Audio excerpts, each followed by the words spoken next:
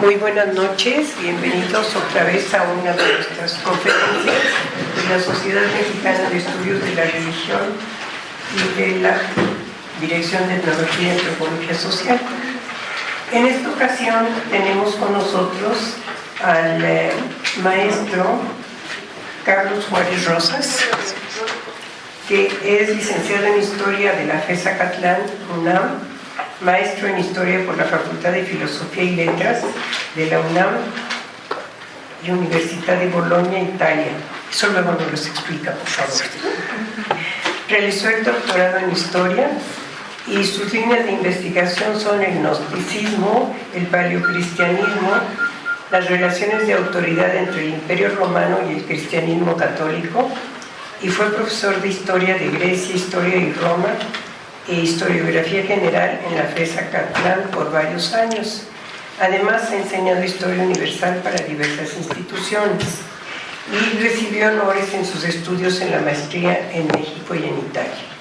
Es becario de la Comunidad Europea para Estudios de Lengua y Cultura Griegas en Rodas, Grecia, Universidad del Egeo, y tiene una nominación al Premio Alfonso Caso en 2011. Él nos va a hablar sobre Imperator, rezamos por ti, triunfamos contigo, aspectos del cristianismo a la luz del Códice Teodosiano. Pues con ustedes el maestro Carlos Juárez Rosas. Bueno, muchas gracias. Muchas gracias a la doctora Yolotl, al doctor Julio Preciado y a la Sociedad Mexicana para Estudios de la Religión. Por segundo año consecutivo estoy aquí nuevamente hablando de estos temas un poco extraños aquí en México, pero me da mucho gusto estar con ustedes y les agradezco a todos ustedes que vinieron justamente a esta ponencia, que como bien ya lo adelantó la doctora Yolotl, se titula Imperator, rezamos por ti, triunfamos contigo, aspectos del cristianismo a la luz del Códice Teodosiano. Bien, esta conferencia la dividí en 3 secciones. La primera de ella, que es la que voy a empezar a comentar a continuación, se titula El milagro del puente Milvio. Y empiezo así. Un 28 de octubre del año 312, dos generales romanos peleaban por la supremacía de Occidente. Realmente esta noticia parece no tener ninguna trascendencia, ya que antes del año 312 hubo varios emperadores o varios generales que lucharon por la supremacía de una parte del imperio o bien de todo el imperio. Vienen a mi mente pues nombres como Pompeyo, César, Mario, Sila, Octaviano, Marco Antonio, y nada más por mencionarles algunos de los que vienen en mente. ¿Qué hace especial esta confrontación de la que yo les voy a hablar? Que parecería no tener mayor trascendencia, y son los 2 actores que participan. Uno de estos actores se llama Magencio.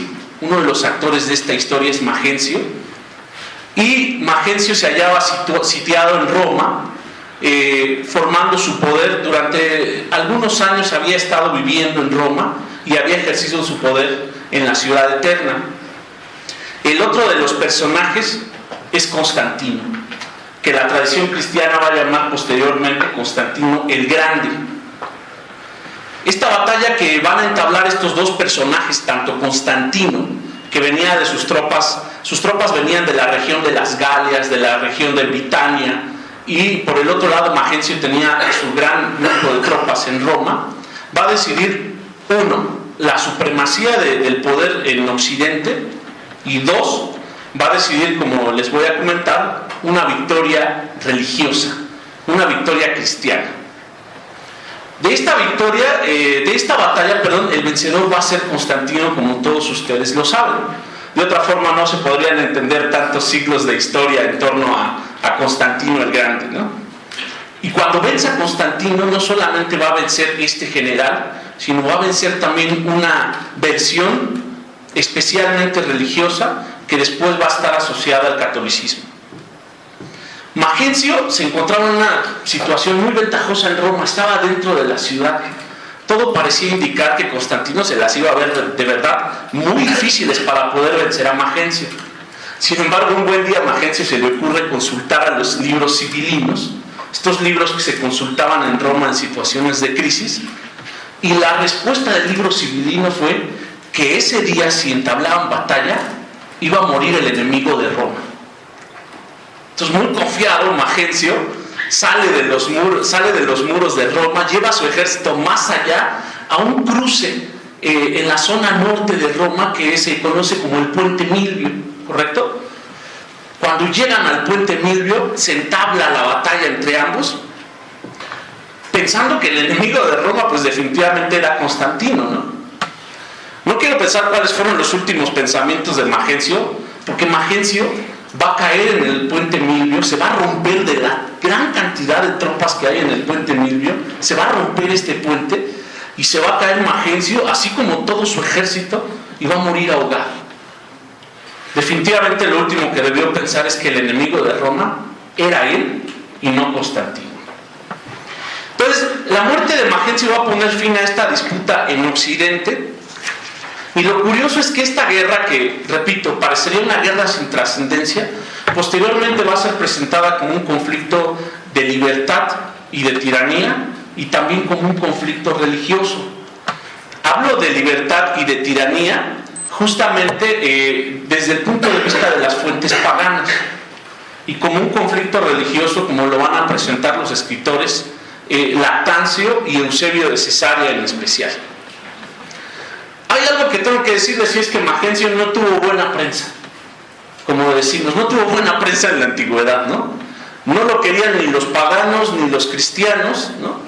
Y por las fuentes paganas y cristianas, además, va a ser presentado justamente a través de los epítetos o de las menciones que se hacen de él, con una personalidad cruel, corrupto, siempre está dando dádivas justamente a las personas para que le sigan.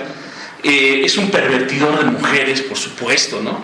Porque el tirano en la antigua tradición historiográfica siempre es un pervertidor de mujeres, ¿no? Siempre es un pervertidor de mujeres.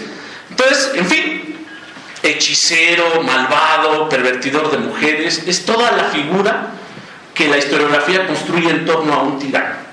Esa es la visión que tenemos tanto de las fuentes paganas como cristianas de Magencio. Es claro que no tuvo buena prensa, ¿no? Y es porque del otro lado, el personaje que estaba, Constantino, en torno a él se va a construir una imagen muy idealizada justamente, muy idealizada, porque él va a ser el triunfador del cristianismo, porque tiene un poderoso aliado de su lado, Dios.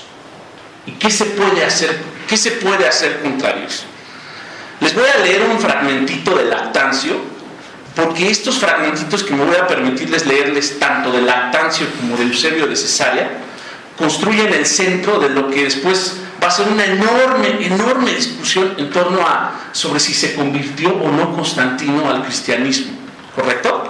Voy a empezar primero leyendo un texto de Lactancio que habla justamente sobre el Puente Milvio. Cito: estaba próxima la fecha en que Magencio conmemoraba su ascenso al poder, el 27 de octubre, y sus quinquenales tocaban a su fin.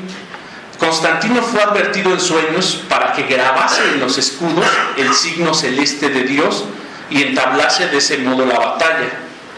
Pone en práctica lo que se le había ordenado y, haciendo girar la letra G con su extremidad superior curvada en un círculo, graba el nombre de Cristo en los escudos.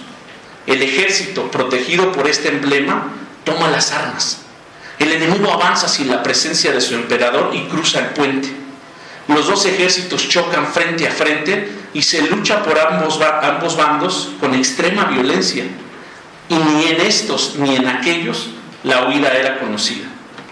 En la ciudad estalla un motín y se increpa al emperador como traidor a la salvación nacional, es decir, a Magencio. Al aparecer en público, pues estaba dando unos juegos en el circo en conmemoración de su aniversario, el pueblo al punto prorrumpió todos a una que Constantino no podía ser vencido.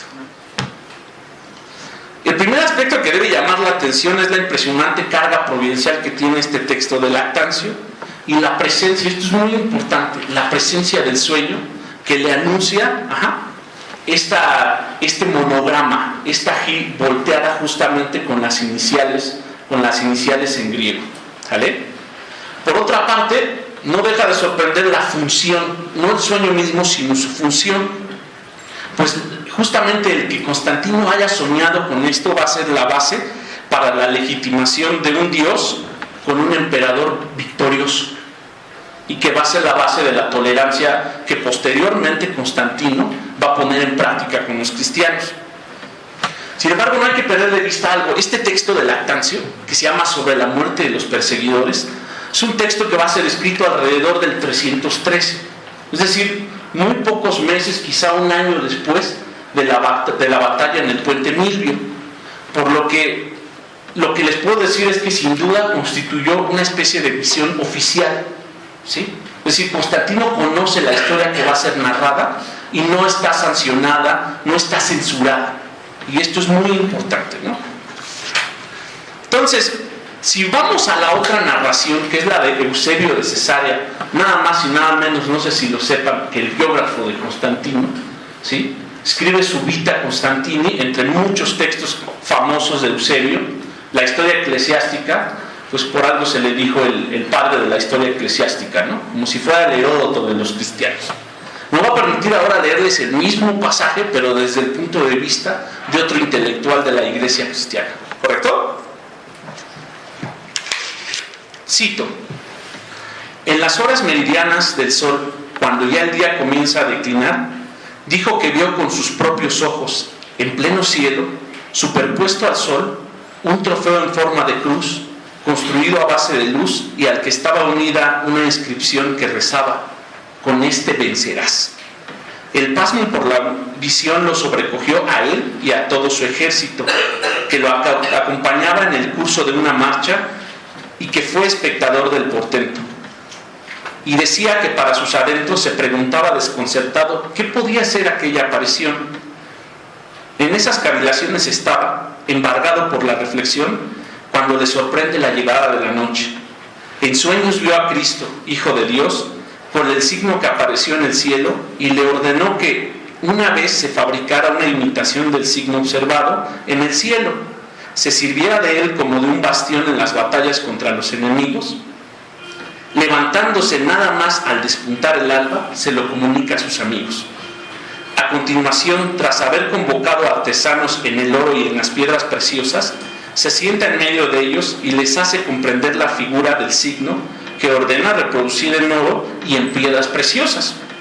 En cierta ocasión, el mismo emperador, y eso por especial favor de Dios, nos deparó el honor de que lo contempláramos con nuestros propios ojos. Amén. La versión de Eusebio de Cesarea es un tanto distinta, si ustedes se dan cuenta. Aquí ya habla propiamente de un artefacto, vamos a ponerlo en estos términos, ¿no? Es el famoso lábaro, ¿no? Y es muy curioso que, por ejemplo, Eusebio de Cesarea, esto lo narra, si Lactancio narró en el 313, Eusebio de Cesarea escribe la vida de Constantino por lo menos en el 330, 340. Pero antes había escrito la historia eclesiástica y en ella nunca mencionó nada de este signo, por lo que podemos inferir que 20 años después ya es del dominio de todos, ¿no? O sea, Constantino va a vencer con un signo, y esto es importante. De ambas narraciones, tanto de Eusebio como de Lactancio, podemos llegar a ciertas conclusiones. La primera de ellas es que Constantino contó con ayuda divina, según la versión, por supuesto, de los cristianos, ¿no? 2. Su victoria sobre Magencio está mediada y dirigida por Dios. Entonces, pues es una lucha religiosa. 3. El episodio en el puente Milvio es la génesis, por así decirlo, de una elaboración ideológica emperador cristiano victorioso. Emperador cristiano victorioso. Y es curioso que más adelante, en otras fuentes no de origen cristiano, y esto es muy interesante, también se relacione a Constantino con la victoria, como un emperador invicto. Y repito esto desde el punto de vista de las fuentes paganas. Entonces, la victoria del puente Milvio va a constituir justamente una doble una doble victoria, por así decirlo, la religiosa y por el otro lado una victoria contra la tiranía, porque Constantino va a ser el restablecedor de la paz y el restablecedor de la potestad del Senado y de la autoridad, por supuesto, ¿no? Además de las fuentes que he presentado, repito, hay otros textos, especialmente los panegíricos, que es en donde también se presenta a Constantino como alguien destinado a la victoria porque Dios lo ha tocado. Pero por supuesto los paganos no iban a hablar de un Dios cristiano, los paganos lo van a relacionar con el Dios Apolo o con el Dios Sol, ¿correcto? Y aquí me gustaría hacer una pausa al hablar de esto de qué es un panegírico, ¿no? Bueno, un panegírico es un texto laudatorio, ¿no?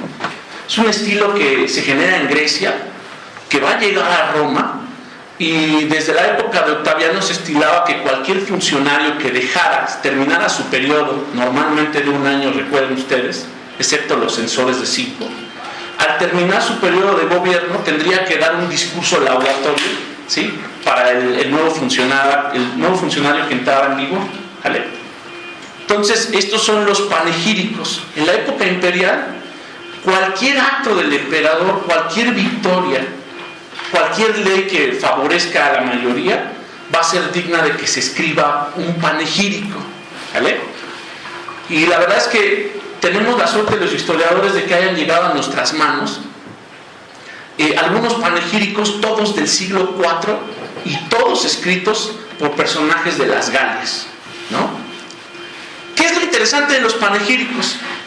Que presentan la visión oficialista del mismo emperador. Es decir, es la prensa pagada por el emperador, que va a ser pagada y va a ser revisada porque es un discurso público que se va a proyectar, ¿vale? Ahora, sí, como la prensa mexicana y como muchas otras prensas, ¿no?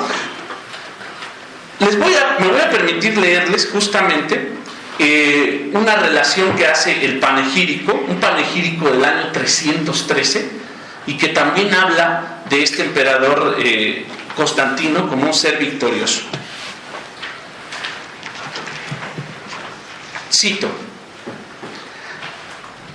Habla sobre Constantino, por supuesto. Dice: al día siguiente de aquel en que, informado de esta agitación, habías hecho doblar las etapas, te enteraste de que todas aquellas turbaciones se habían calmado y de que había vuelto la tranquilidad tal y como la habías dejado al partir. La fortuna lo arreglaba todo de forma que el feliz resultado de tus cosas te hizo pensar en llevar a los dioses inmortales las ofrendas que les habías prometido en el lugar en que te habías desviado para ir al templo más hermoso del mundo, más aún al Dios en que, como viste, está presente allí. Pues imagino viste, Constantino, a tu protector Apolo, acompañado de la victoria, ofrecerte unas coronas de laurel, de las que cada una de ellas te trae el presagio de 30 años de victoria.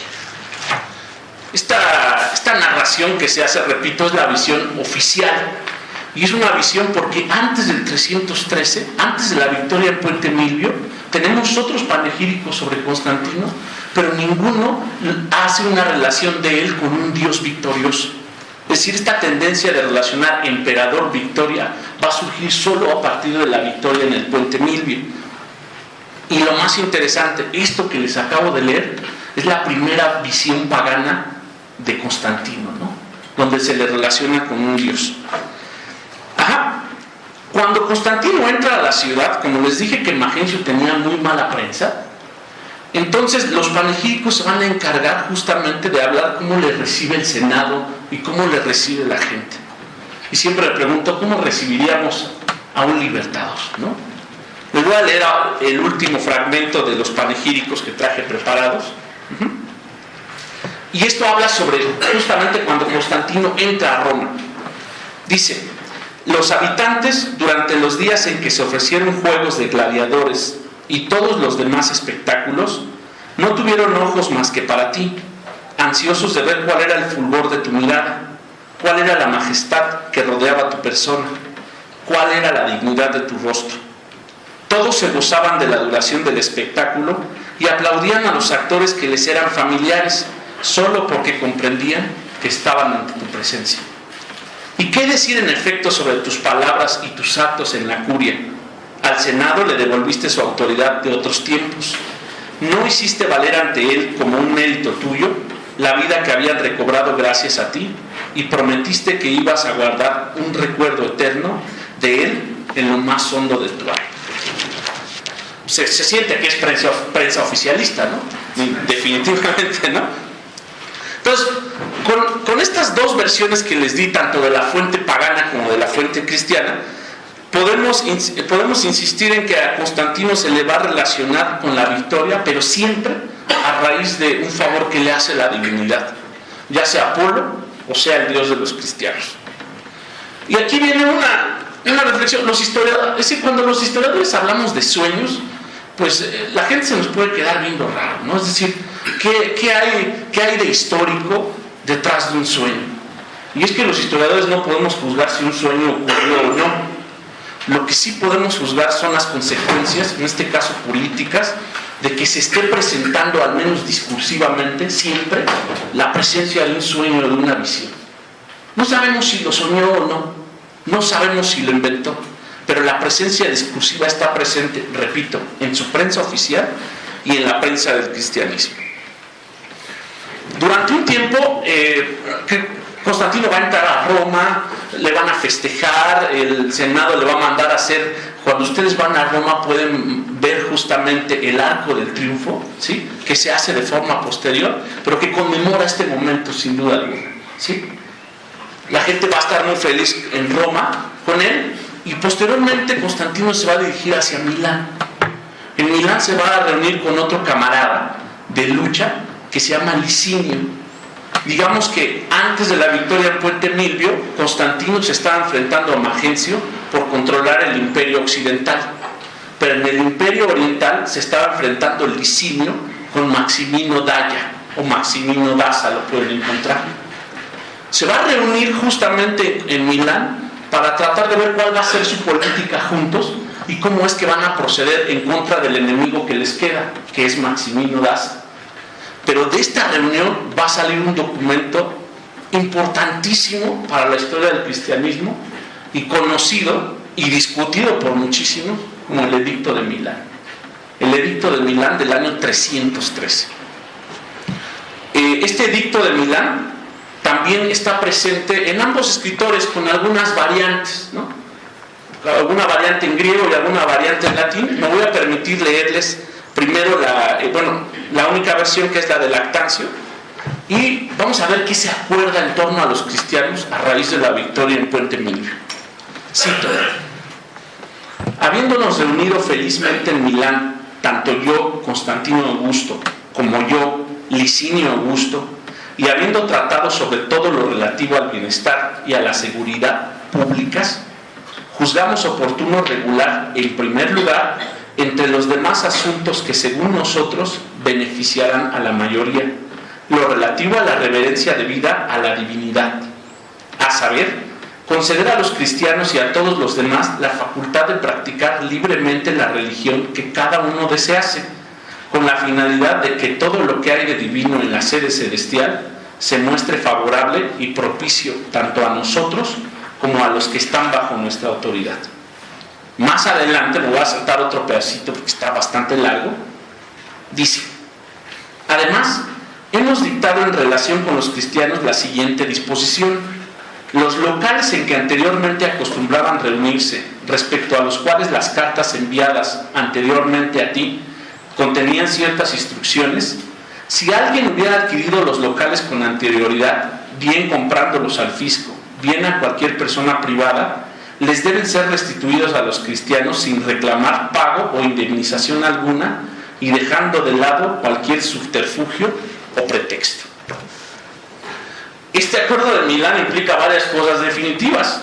La primera, una tolerancia al cristianismo. Recordemos que 2 años antes Galerio había emitido también, a punto de morir, lo que les leí hace un año, un edicto justamente de tolerancia hacia los cristianos.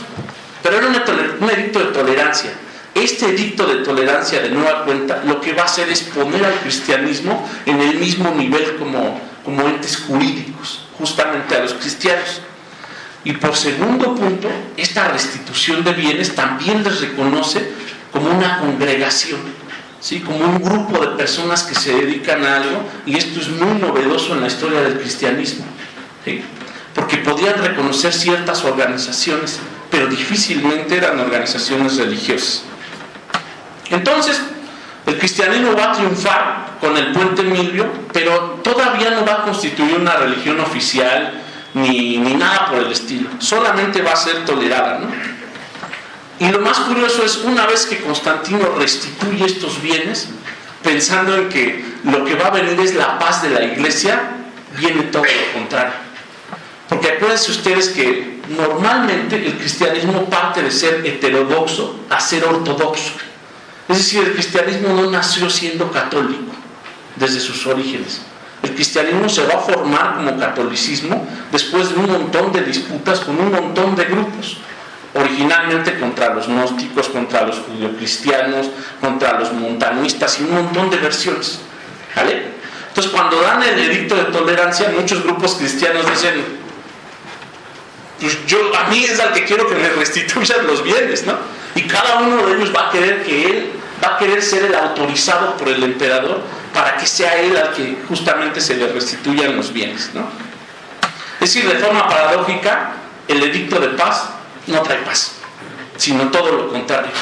Trae conflictos al interior del cristianismo mismo, en donde lo más curioso es que cada grupo cristiano a partir de esto va justamente a llamar a la autoridad del emperador para que ejerza la ley, ¿sí? Y pueda perseguir con el paso del tiempo a otros grupos cristianos.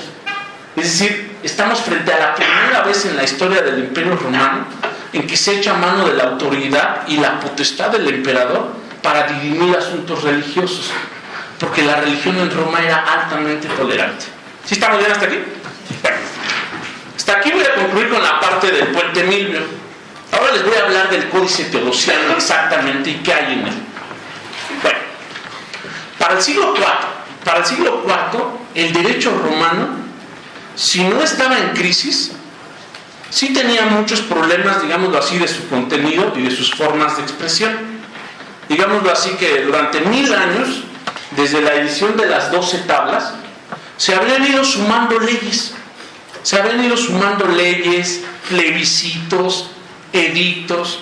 Digámoslo así que un gobernador le preguntaba posteriormente al emperador qué hacer con algún problema o con algún grupo.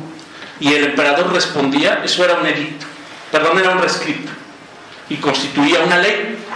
Y entonces durante 1000 años se habían ido sumando un montón de leyes, edictos, cartas, de tal suerte que para el siglo IV nadie sabe exactamente cuál es la ley adecuada, ¿sí? Nadie sabe exactamente cuál es la ley adecuada. A finales del siglo III, durante el gobierno del gran Diocleciano que es el que va a acabar con la crisis del siglo III y va a instaurar su gobierno de los 4, de los 2 Augustos y los 2 Césares, se llama tetrarquía, van a surgir 2 códices, que es el Códice Gregoriano, ¿sí? Y el Códice Hermogeniano.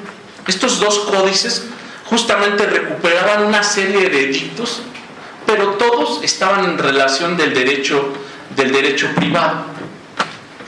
Estos son los 2 primeros intentos de codificar la ley que hay en el imperio y que se está utilizando. Y estos 2 códices van a funcionar durante casi 100 años. Más adelante, justamente ya entrado justamente el siglo V, Teodosio II, que es el nieto de Teodosio, llamado el Grande por la tradición cristiana. Hoy día sabemos los historiadores que solamente los cristianos le llaman el Grande, ¿no? Porque no fue nada, si un pagano lo juzgara diría, él no fue el Grande, ¿no? Porque no contuvo a los bárbaros en el limes, tampoco pudo evitar la separación del imperio, ¿no?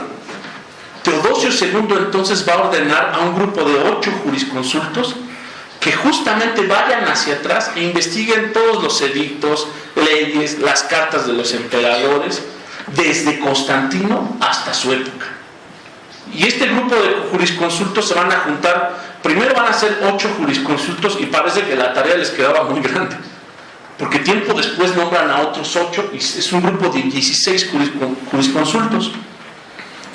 La suerte es que duran casi 10 años reunidos y al final de los 10 años va a emergir justamente un trabajo, un conjunto de leyes que se conoce como Códice Teodosiano y que va a ser publicado justamente el 15 de febrero del año 438 en la parte oriental, que es en donde gobernaba Teodosio II. Al año siguiente, este Códice Teodosiano también va a ser comunicado a la parte occidental y el emperador, que era Valentiniano III, también lo va a promulgar. Es decir, en el 438 aparece en Oriente y en el 439 se empieza a aplicar en Occidente. Este es el famoso Códice Teodosiano, ¿no? Este Códice Teodosiano quedó compuesto de 16 libros, de los cuales hay muchos temas. Normalmente a los que se dedican a estas cuestiones van a aparecer libros citados, después el título, que es como el subtema de lo que se está tratando, después la ley y después si hay algún fragmento. Así viene, 16, 5, 4, 1, ¿no? Así se cita el Códice Teodosiano. Entonces, hablaban de impuestos, de personas, de derecho privado. Sin embargo, uno de los 16 libros que aparecen en el Códice Teodosiano se dedica a cuestiones religiosas. El libro 16 justamente logra reunir, bueno, los de allá atrás no lo ven, pero el libro 16 logra reunir todos los edictos y todas las leyes que se habían promulgado desde Constantino hasta Teodosio en torno a la religión. ¿Sale? Entonces, si ustedes leen el Códice Teodosiano de forma fragmentaria, porque no es un texto que uno pueda ir leyendo en el metro, no tiene un hilo de conducción, ¿no? Si uno va leyéndolo por fragmentos y de acuerdo a las leyes que necesita, es como dice una historiadora española, una autoridad en el tema, es como si uno leyera un acta de cómo se transformó el Imperio Romano en los últimos siglos, ¿no? Cómo fue cambiando, ¿no? Cómo fueron modificando, cómo se echan para atrás de repente, cómo una ley vuelve a aplicarse, cómo el siguiente emperador la echa para atrás de nuevo, ¿no? ¿Sí? Es una fuente de investigación para historiadores de la religión, para juristas, para economistas. Vamos, es el códice antes del códice de Justiniano, por supuesto, ¿no? Que va a ser un siglo después. El libro 16 está compuesto de 11 títulos. Son como los subtemas del libro. Y les voy a leer sobre qué versan estos subtítulos porque esto es interesante. El primero es sobre la fe católica. El nombre ya les debe decir algo, ¿no? El 2, obispos, iglesias y clérigos. El 3, sobre monjes. El 4, controversias sujetas a temas religiosos. El 5, sobre los herejes. El 6, no se necesita renovar el santo bautismo. El 7, sobre los apóstatas. El 8, sobre judíos y samaritanos. El 9 tiene un título muy particular, pero es una ley, creo que nada más es una o dos leyes en el códice y se titula así: un judío no puede poseer a un cristiano como esclavo, a excepción de que el judío renuncie a su religión y entonces sí puede tener a un cristiano como esclavo, ¿no? El 10 trata sobre paganos, sacrificios y templos, y el 11 sobre religión. Como ustedes pueden ver, todos los subtemas tienen que ver con aspectos netamente religiosos. Pero lo que es de llamar la atención es que la sección correspondiente a los herejes es la más extensa. Es la más extensa. Nada más la correspondiente a los herejes abarca 66 leyes. ¿Y saben qué es lo más curioso todavía? Que de las 66 leyes, 60 fueron promulgadas por Teodosio o sus hijos. Es decir, quiero dar a entender con esto que ni Constantino, ni su hijo Constancio II, o Constante, ni la familia de los valentinianos que van en ese orden, se preocupa mucho por la cuestión de los herejes. La cuestión de los herejes va a ser una preocupación que empiece especialmente en el año 379, ¿correcto? Por lo menos desde el punto de vista legal. Ahora, por supuesto que Juliano, ustedes lo conocen Juliano como Juliano el Apóstata, que además su gobierno es muy efímero, justamente es un gobierno del 361 al 363, entonces es obvio que él no va a legislar sobre aspectos de la religión y que su legislación, que sí aparece en otro historiador de la época, Amiano Marcelino, no está contenida aquí, porque este es un texto que manda a ser un emperador cristiano, ¿correcto? Entonces no iban a venir legislaciones sobre los paganos. Sí estamos claros entonces aquí sobre cuándo surge, cómo surge, etc. Bueno, ahora vamos a la última parte, que es los aspectos propiamente del cristianismo que emerge a través del Códice Teodosiano. Y lo primero que quiero recordar es que el códice, este Códice Teodosiano, no es el fruto de una ley, sino es el fruto de digamos, desde Constantino, ¿sí? Desde el 312 hasta el 437, es el fruto de diversas situaciones históricas muy particulares con cada emperador y en cada región. Y como pertenece a situaciones históricas particulares, también incluye preceptos morales, preceptos éticos, ¿no? También va a incluir una propaganda imperial. Digo, cuando se publica una ley también hay cierto dejo de propaganda del Estado, ¿no? Llamaríamos hoy día. Entonces, después de leer este texto, especialmente el 16, quedan claras como dos secciones del Códice Teodosiano. La primera tiene que ver con Constantino, repito, su hijo Constancio II. Después Juliano no lo vamos a contar, lo vamos a hacer de lado un poquito. Y los valentinianos después. Esa sección no está muy preocupada por aspectos heréticos en general. Ahorita lo van a ver. Pero a partir del año 379 al 437 empieza la cacería de brujas. Ese es el momento en el que empieza a haber una legislación profundamente anticristiana y ahora sí, profundamente católica. ¿Vale? Entonces, por ejemplo, voy a empezar a hablar ahora ya a partir de las leyes que se van a hacer durante el gobierno de Constantino.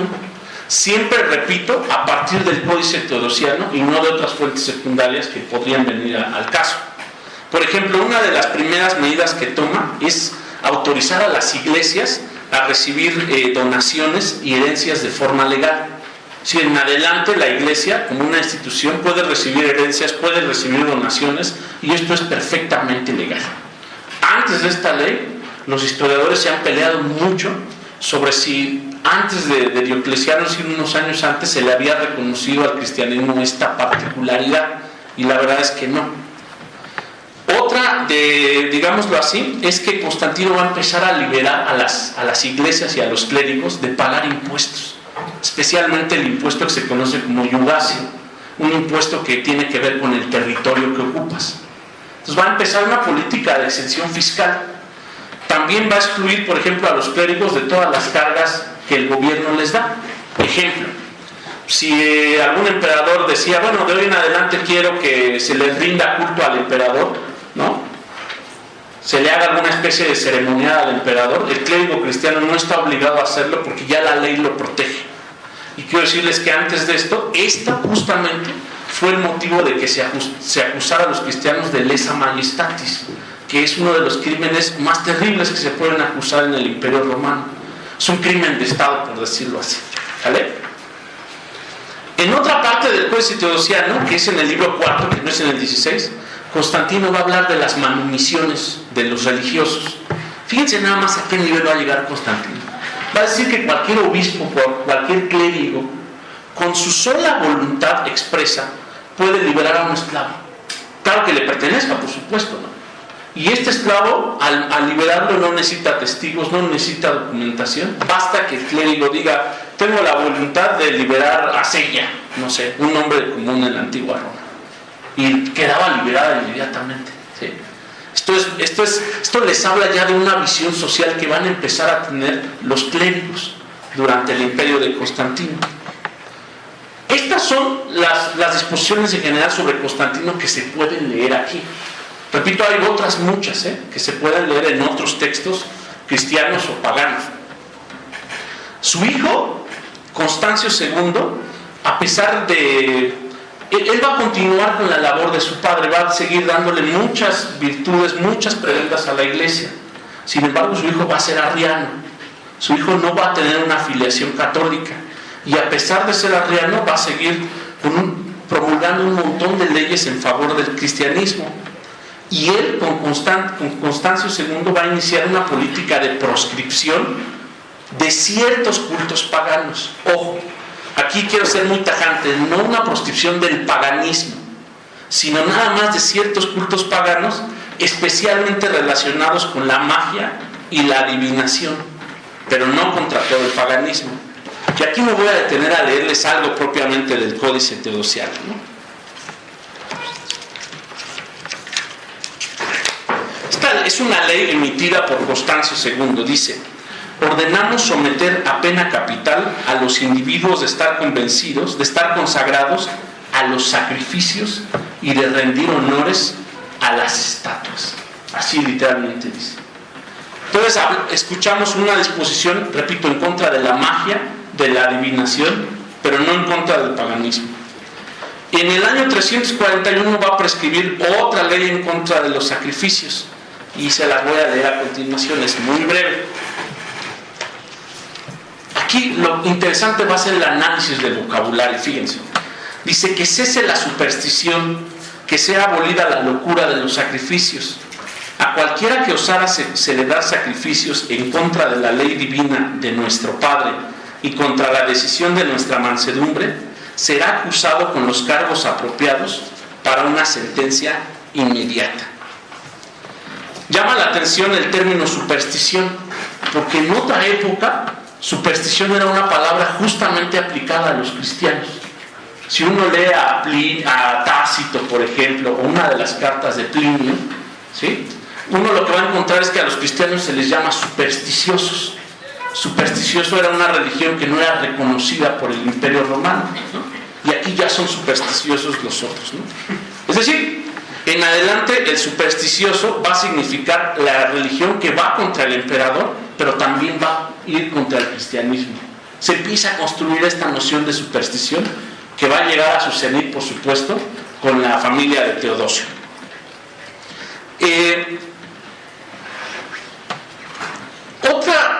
Digamos, pocos años después, en el año 346, va a prohibir ya de plano la entrada a ciertos templos. Y aquí se los voy a leer nuevamente. Dice: nos complace que los templos sean cerrados en todos los lugares y en todos los pueblos, que la entrada a ellos sea prohibida. Así la posibilidad de pecar será nula para los hombres pecadores o malvados. Deseamos que todos por igual se separen de los sacrificios. Si sucediera que alguna persona perpetrara un crimen de ese género, que sea castigado por la espada vengadora.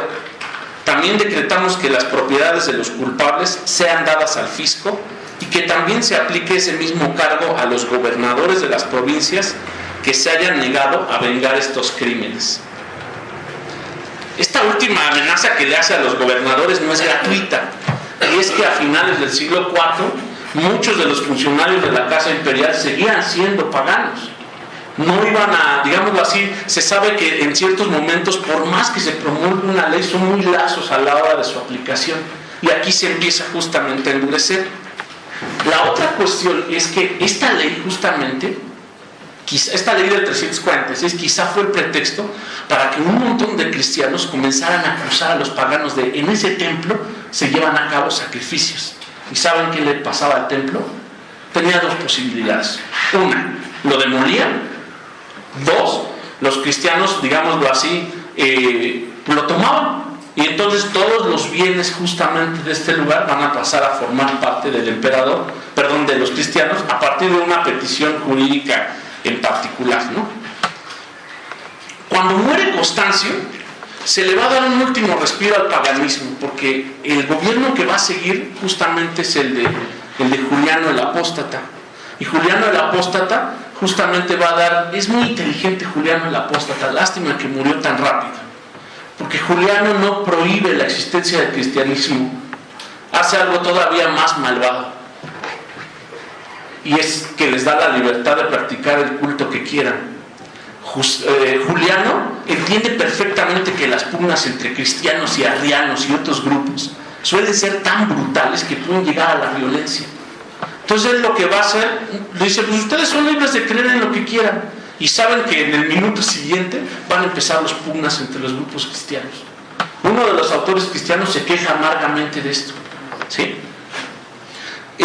Juliano va a morir muy rápido en el 363, y con él se va a ir la última oportunidad de que el Imperio Romano haya sido un imperio pagano.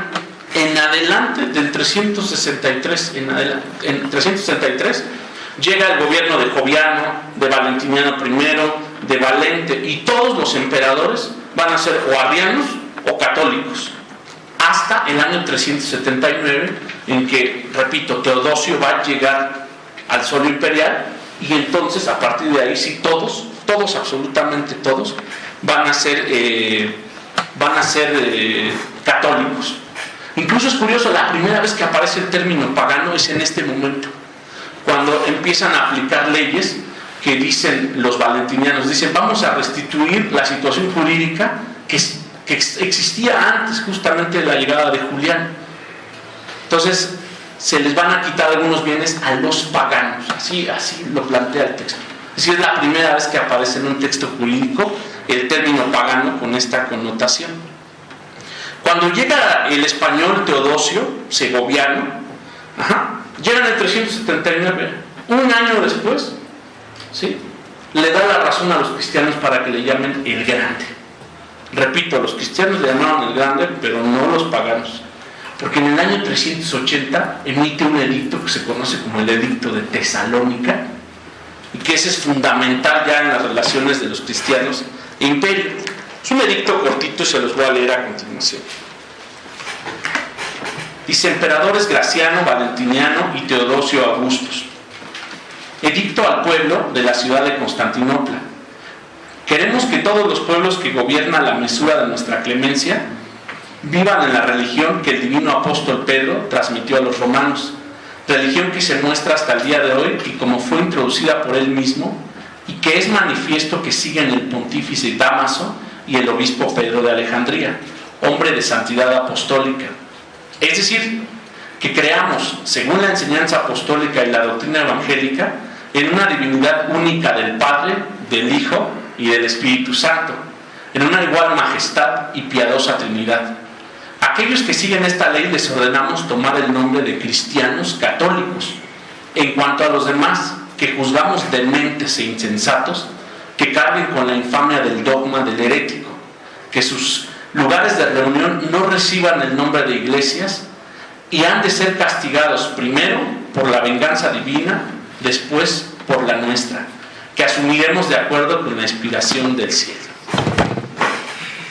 Este texto de Tesalónica no da pie a mayor dudas, ¿no? Es decir, el cristianismo en adelante se va a llamar cristianismo católico y ya no va a haber discusiones sobre la sustancia del Hijo, ya no va a haber ningún tipo de discusión. Hay una opción que es el catolicismo, ¿sí? Y en adelante, después del edicto de Tesalónica, todas las leyes que se promulguen van a relacionar al cristianismo católico con la salud pública.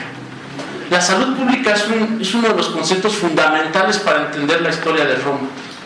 Algunos la llaman Pax Deorum, ¿no?, la coercitio, pero la salud pública es esta posibilidad de que tú hagas lo que quieras siempre y cuando no afectes la armonía del Imperio Romano. Por eso el Imperio fue altamente tolerante con las religiones. En otro texto del Códice Teodosiano, vean nada más después del edicto de Tesalónica a lo que se llega. Dirigiéndose a los maniqueos y a los montanistas, dice así esta ley: queremos que sus herejías sean consideradas como crimen de Estado. El término que usa en latín es publicum crimen. Actuaremos por igual con la confiscación de sus bienes.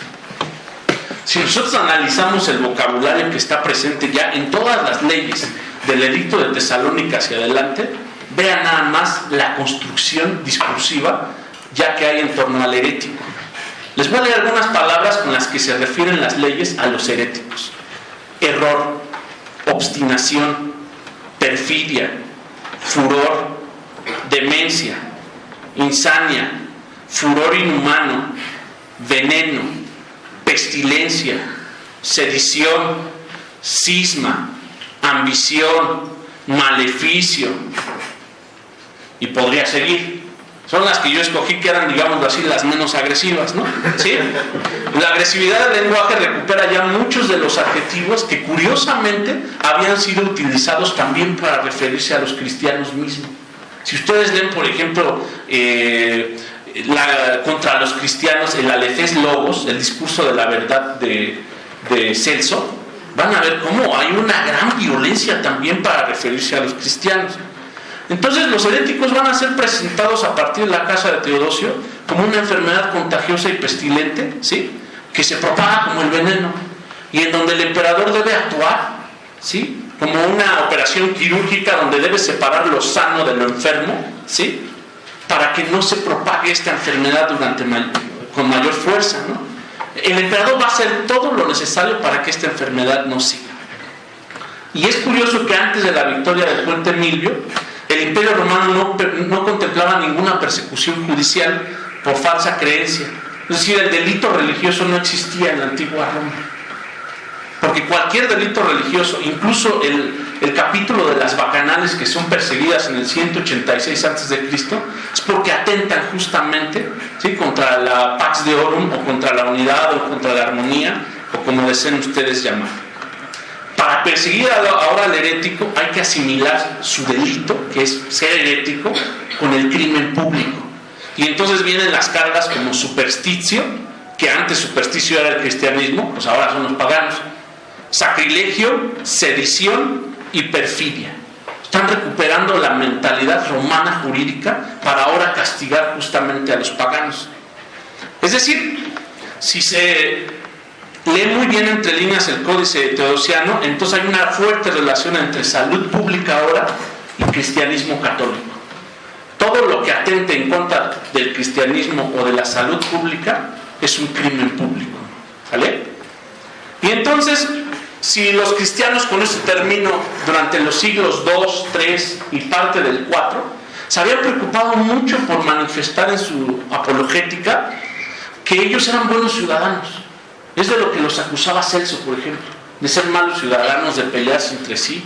Los conocía bien Celso, por supuesto, ¿sí? Los cristianos habían dejado manifiesto que ellos no solamente eran buenos ciudadanos, sino que oraban por el imperio y por el emperador. Lo curioso es que ahora que tenían la ley de su lado, triunfaban al lado del emperador también. Y estas leyes que les acabo de leer en contra de los heréticos nos hablan de su victoria. Muchas gracias.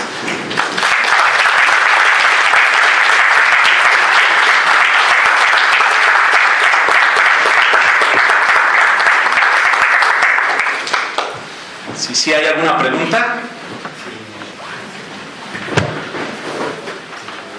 Sí, muchas felicidades por una magnífica conferencia. Muchas gracias. Tenía nada más una observación y una pregunta. Claro que sí. La observación es respecto a lo que decía usted de que uno de estos códices no proscribía o no acababa el paganismo como tal, sino la superstición.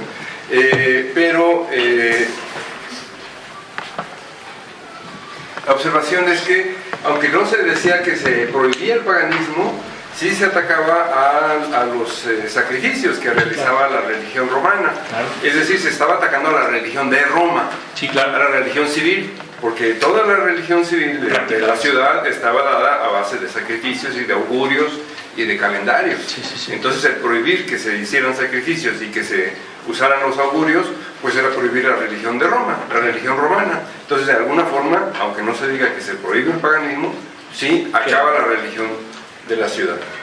Y la otra es una pregunta, ya cuando es el catolicismo o el cristianismo el que logra tener la sartén por el mango y va a aplicar la ley contra los que no sean cristianos o contra herejes dentro del cristianismo, la pregunta es, ¿quién está aplicando esas leyes? ¿Es la iglesia? ¿Ya hay una iglesia formada? ¿Ya la iglesia tiene autoridad? ¿Ya la iglesia puede ejercer esa autoridad? ¿O la iglesia funge aquí como acusadora? Fulanito está cometiendo tal crimen, tú, el Estado, el gobierno, castígalo. Ok. Bueno, me puede responder brevemente. Sí, adelante. No. Bueno, la primera es que sí, en efecto, creo que el códice teodosiano se refiere más a los sacrificios y sobre todo a la adivinación, a los auspicios en especial, ¿no? Y lo mencionan porque dicen que en general la práctica en sí de los auspicios no es mala. No condenan la práctica, sino los fines con los que la llevan a cabo, que suelen ser fines malvados. Es decir, no están condenando en el Códice Teodosiano la religión misma, sino a los fines para los que va a servir. Y de ahí que empiecen con los sacrificios y con los arúspices, ¿no? En especial.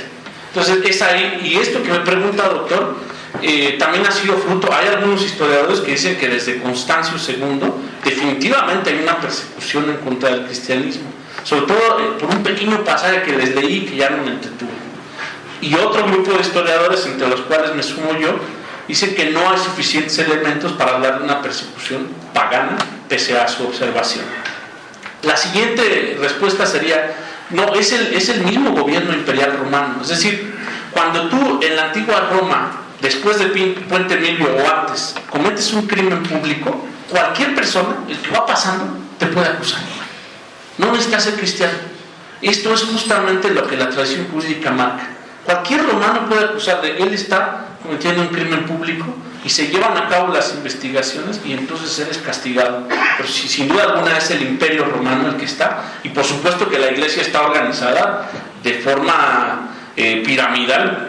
Sabemos desde el siglo II, o quizá desde que San Ignacio de Antioquía hablaba de este episcopado monárquico, ya sabíamos que el obispo fungía como la cabeza, los presbíteros, ¿no? Desde ahí había una organización estructural muy clara, ¿no? Desde el siglo II.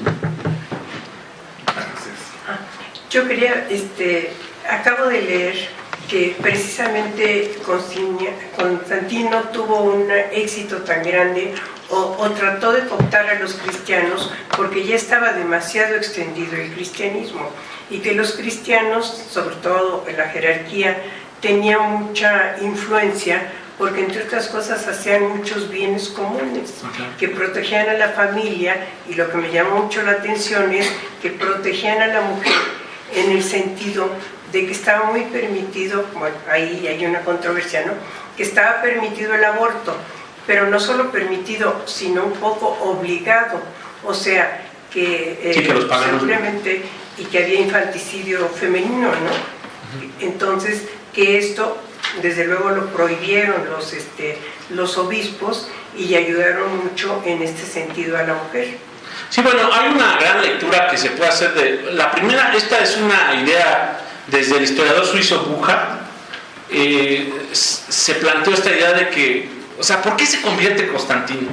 Esto ha sido el fruto de toda la gran discusión de por qué se convierte. Y esta es una de las líneas que más ha perdurado, ¿no? La línea del historiador Burckhardt. Y es que Constantino se convierte no porque los cristianos sean mayoría.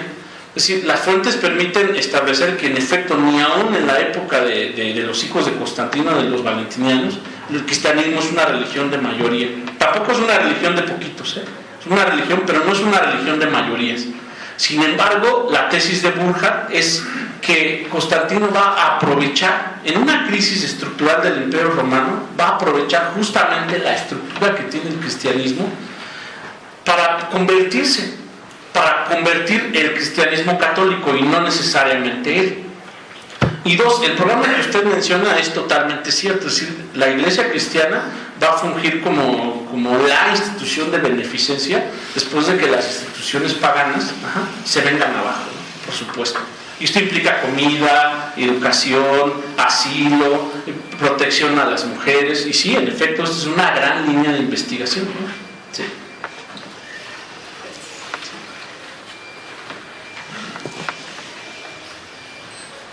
Gracias, doctor. Quiero preguntarle, ¿en qué momento inicia la Eucaristía como la conocemos actualmente? Con el sacrificio de Cristo, ¿no? Como eje del rito. Porque habla usted ahí acerca de los sacrificios, y estos son penados, finalmente. Mire, por lo menos la respuesta que le puedo dar es un tema un poco fuera de mi alcance, pero sin duda alguna la respuesta que le puedo dar ahora es que tenemos ya algunos textos de Hipólito Romano, ¿sí? Digámoslo así, ubicados en los albores del siglo II, que es en donde ya se plantea esta práctica.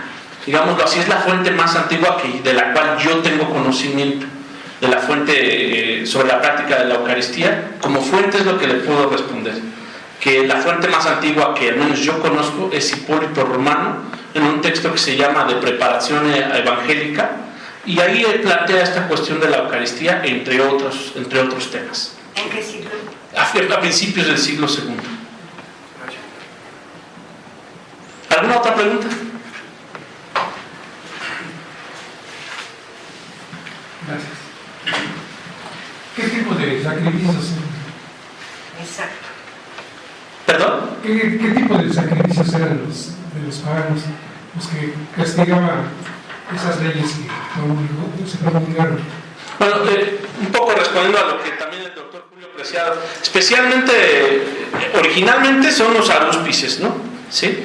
Voy a plantear una de las variantes serían o los arúspices o esta idea que había justamente de abrirle, por ejemplo, el estómago a un animal y que salieran las vísceras y que tú a partir de ahí pudieras leer, ¿no? Necromancia. ¿Perdón? Necromancia se llama. Sí, justamente habría un montón de variantes del vuelo de las aves, mántica, digámoslo así, dentro de las prácticas de la adivinación en la antigüedad. Son estas especialmente las que están sancionando. ¿No eran humanos? ¿Perdón? ¿Humanos no eran? ¿En el paganismo? Sí. No en la etapa imperial que yo sepa. Y esto es muy curioso porque lo que han planteado los antropólogos es que las sociedades altamente desarrolladas, justamente al contrario de lo que uno pensaría, las sociedades altamente desarrolladas son las que sacrifican humanos. ¿Sí? Y Roma pues, tenía un grado altísimo de desarrollo. Pero pese a esto, el sacrificio de personas no está presente, por lo menos en Roma. ¿Es con Constantino cuando se adopta el símbolo de la cruz como de cristianismo? ¿Con Constantino? Realmente, es decir, con Constantino lo que pasa, se adoptan estos símbolos que yo les leí un poco, ¿no? El Avarum, el Vexillum, la construcción de la cruz como un símbolo del cristianismo es posterior sin duda. Me atrevería a decir que entrada a la Edad Media, pero no sabría exactamente responder si es, por lo menos con Constantino, no hay una representación iconográfica que se pueda hablar en torno a la cruz. Pero entonces se dice que él tenía el escudo, con este signo vencerás. Pero ese es un monograma, es un ají, digámoslo así, es un ají que está así, está girada y justamente con las iniciales de Jesús, pero no forman exclusivamente una cruz, ¿no? Sino un monograma. Es decir, es una letra literalmente, ¿sí? Con otras letras superpuestas, exactamente. Y no forman necesariamente una cruz.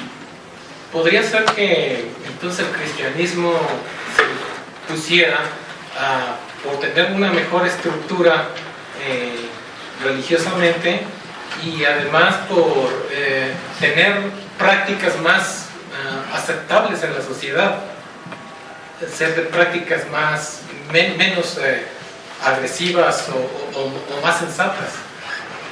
Y aparte que en esos gobiernos de esos emperadores últimos tuvieran gran influencia, hicieran gran cabildeo entre ellos, ¿no? para finalmente decantarse por hacer una unificación e imponer la religión como única. Mire, lo que puedo decir es que desde el gobierno de Octaviano fue un gran reformador en términos religiosos. Es decir, la religión en Roma, la religión estructural, la religión oficial romana, porque además cuando yo hablo de religión romana, literalmente no estoy diciendo nada. Es decir, hay una religión oficial romana, pero hay una serie de cultos asociados que no nacen en Roma, pero que como Roma es muy permisiva, llega el culto de Cibeles, de Mitra, de quien fuera, ¿no? Y entonces algunas de estas religiones, llegan las religiones mistéricas también a Roma, y lo que sí sabemos es que la religión tradicional de Roma, ¿sí?, está en crisis desde el siglo I después de Cristo. Es una religión en la que ya nadie cree. Incluso la religión que va a reinaugurar Juliano en este breve periodo de tiempo no tiene nada que ver con la religión tradicional de Roma. La religión, por ejemplo, de Juliano está mucho más cerca de los cultos mistéricos que de la religión tradicional de Roma. De tal suerte que el argumento no funcionaría en tanto que la religión tradicional estaba en crisis desde mucho antes, ¿no? Quizá tendría más que ver un poco lo que señalaba la doctora Yolot en torno al programa social que el cristianismo absorbe en lugar del paganismo como institución. Diga. Bueno, no entendí bien. Creo que los romanos no practicaban el sacrificio humano, al contrario, lo prohibían. Por ejemplo, entre los druidas, ¿no? Estuvieron tratando de evitar que continuara ese tipo de religión y de sacrificios, ¿no? Entonces, lo único que se ha interpretado un poco como una especie de sacrificio a la tierra es el de los gladiadores, que al derramar sangre en la tierra, pues era un poco ofrecer esa tierra, pero no existía el sacrificio. Sin embargo, es una interpretación a posteriori, ¿no? Sí. Sí, sin embargo, es una interpretación a posteriori. Y lo que decía es lo paradójico, ¿no? Altas religiones, no sé, de alto nivel de civilización han practicado el sacrificio humano, ¿no? Y los romanos no lo hicieron, ¿no? Digamos que ahí, con ellos no aplica esta máxima de algún grupo de antropólogos, especialmente de la escuela de Frankfurt para acá, ¿no? Pero es al contrario. Sí. Las altas civilizaciones no lo han practicado. Los únicos fueron los chinos al principio, los sumerios al principio, pero no han practicado las altas civilizaciones. Bueno, si llamamos alta civilización, sí, claro, a los mexicas y demás. Sí, claro, bueno, yo creo que el grupo de antropólogos parten justamente de los mexicas y del Medio Oriente en particular, ¿no? Sí, cuando ya hay formaciones, cuando hay códigos normativos, cuando hay cosas que regulan la conducta, a eso se llama un estado civilizatorio, ¿no? Entendiendo que el estado civilizatorio vendría de la vida justamente en comunidad, de la civitas, como le llamarían los romanos, ¿no? Sí. Dígame. Primero que nada, felicidades acá. Sí, me queda claro que con Constantino hay como una vinculación entre victoria victorioso con esta nota como sagrada. Mi pregunta es si antes de esto se asociaba la figura del emperador con una victoria, digamos, como secular, como no sagrada, digamos, o si el término victoria está necesariamente vinculado con una nota como divina, ¿no? Que es un poco lo que venía diciendo. Bueno, muy buena observación. Sí, sin duda alguna, esto que tú planteas, es decir, esto aparece con Constantino, ¿no? Pero las vinculaciones de los emperadores con los dioses aparecen desde antes, ¿no? Es decir, la más clara, la que me viene en mente la más clara, es la de Diocleciano, ¿no? Que gobierna justamente antes de Constantino, ¿no? Que es de donde sale Constantino, ¿no? La vinculación que tiene él con Jovios, ¿no? Con Hércules, ¿no? Maximino con Hércules, es decir, cada personaje de la tetrarquía, por ejemplo, está asociado a una divinidad. Y de ahí que Constantino, en la propaganda que se lee en los panegíricos, que ya no los leí porque era mucho abusar, ¿sí? Él en algún momento se va a desprender de estas divinidades. Cuando ya triunfa, se va a desprender y dice que ya no va a ser descendiente ni de Hércules, ¿no? Ya no va a ser descendiente, y entonces empieza a relacionarse con sus ancestros, que es un pensamiento muy romano, ¿no? De ahí lo podemos entender, por ejemplo, con los penates. La mentalidad romana de yo soy lo que otros fueron está clara en toda su religión. Y después, con el dios Apolo. Sin duda esto es algo sui generis en la historia del Imperio Romano. Doctor. Nada más una aclaración sobre si las religiones, los romanos o luego los cristianos tenían sacrificios humanos o no tenían sacrificios humanos. Una de las acusaciones que hicieron a los cristianos en el mundo romano era que proclamaban el sacrificio humano, aunque no lo practicaban, hablaban del sacrificio de Jesús y era un sacrificio humano. Es más, es una sustitución del antiguo sacrificio hebreo y es la oveja o el cordero de Dios, y ya no se sacrifica a un cordero de verdad, sino a un hombre, que es Jesús. Pero por otra parte, en lo que estaba usted planteando del capítulo de herejías y los castigos por herejías, pues ahí estamos hablando de sacrificio humano. Nada más hay que castigar con la muerte a cualquier persona que haga una ceremonia que no está autorizada. Por supuesto, en esta interpretación, sin duda, ¿no? Sin duda alguna, sí. En relación a los sacrificios, más allá de las formas que adquieren, porque cada civilización y grupo los hace de diferente manera, yo creo que el sacrificio humano es algo consustancial a la sociedad humana. O sea, ha existido entre los mexicas, hacían sacrificio humano porque consideraban que si dejaran de hacerlo, el sol dejaría de brillar. Es una concepción cósmica, y el hijo del sol era el Tlatoani, y el, ¿cómo le llaman?, donde se acomodaban las calacas con los paneles, el Zompantli. Pues era una posición como la alemana de amenaza permanente, ¿no? Era un símbolo de poder. Pero en la Nueva España el sacrificio humano continúa, y por los mismos motivos, para apoyar las exacciones que se decían. Hay quemados, hay hubo un centenar por lo menos de quemados, está documentado, y eso era una exaltación al poder para que las exacciones operaran. Ahora, en el modo de producción capitalista, podemos comparar la cantidad de desempleados que hay, que también son para que el sol no deje de brillar, ese es uno, pero los otros son la cantidad de sacrificados que estamos viendo en todos lados con motivo de la guerra, que es implícita al modo de producción. O sea, el sacrificio humano, desde este punto de vista, ha existido siempre. Lo vemos en las losas del siglo VIII, del 8000, vaya, antes de Cristo, en el naciente mesolítico ya hay sacrificios humanos. Entonces, yo creo que el sacrificio humano es algo que de una u otra manera existió, aunque no se reconozca en el Imperio Romano. Bueno, me gustaría a mí nada más clarificar, si ustedes están de acuerdo, que una cosa es sacrificio y otra cosa es una ejecución. Es decir, el sacrificio humano normalmente rememora un pasaje atemporal y un pasaje mítico, y la ejecución, por ejemplo, si a alguien lo acusaban de ser hereje y lo mataban, no hay noción de sacrificio, porque hay un móvil jurídico, es un castigo. Es decir, no podemos aplicar el término sacrificio a ese acto. Y sí, lo que usted planteaba de la modernidad, no recuerdo ahorita que lo mencionaba, hay un autor alemán que justamente habla de que sí, en términos figurados, pues el sacrificio sigue existiendo hasta nuestros días. Si yo me voy a las 5 de la mañana a trabajar y llego a las 7 de la noche, estoy sacrificando lo más valioso, que es el tiempo con mi hija, para que ella viva. Así lo plantea este historiador alemán, pero no puedo recordar por ahora el nombre, ¿no? Sí, adelante. Aquí Santa Elena, ¿qué influencia tiene sobre Constantino? ¿Es el hijo de Constantino? Sí, claro.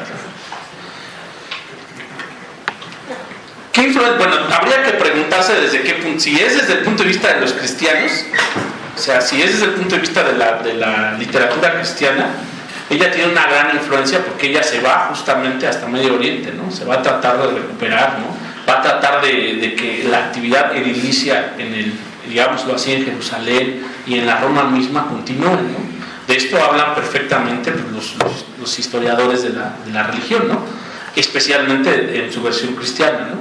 Si son historiadores paganos, en absoluto hay una mención sobre la madre de Constantino como alguien que sea clave, ¿no? Que sea clave en el actuar de su hijo. Y esto es curioso, porque la historiografía romana siempre explica cambios profundos a partir de una mujer, ¿no?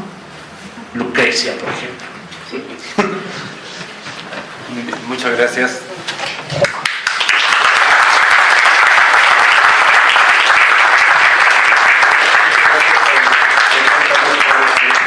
Magnífica conferencia, estoy seguro que a todos les ha agradado, y los esperamos nuevamente la próxima semana en otra conferencia en nuestro ciclo El hombre y lo sagrado, en esta ocasión la religión y el poder. Muchísimas gracias.